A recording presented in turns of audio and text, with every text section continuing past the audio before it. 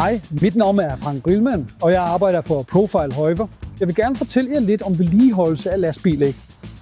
Ja, hvad er de juridiske mindstekrav til et lastbildæk?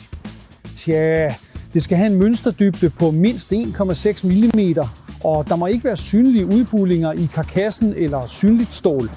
Det er meget vigtigt, for stål ruster, og det udgør en risiko. Den mindste mønsterdybde på 1,6 mm kan ses præcis i mønsterrillen.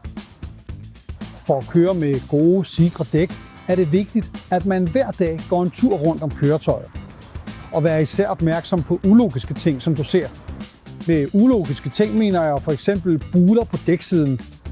Altså udbulinger, eller det man også kalder fingre.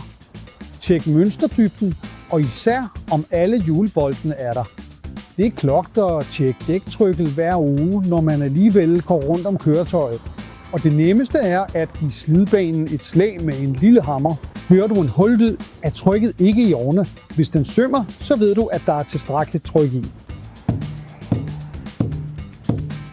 Er du i tvivl om dæktrykket, og vil du gerne tjekke det, så gør det kun på et værksted. Når du tjekker, så se især efter, om der er ruststriber på fælgen. Ruststriber betyder, at hjulbolten kan være løs, så sørg for at efterspænde hjulmøtrikkerne. Hvis du ser en bolt eller et søm i dækket undervejs, tag det aldrig ud, mens du er på farten. Kør først til et mærksted. En meget klar tommelfingerregel ved mere end 2 bar undertryk.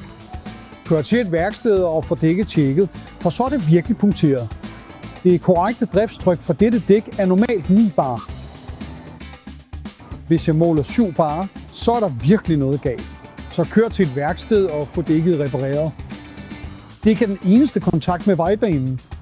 Så et godt dæk med det rette dæktryk er enormt vigtigt for din sikkerhed.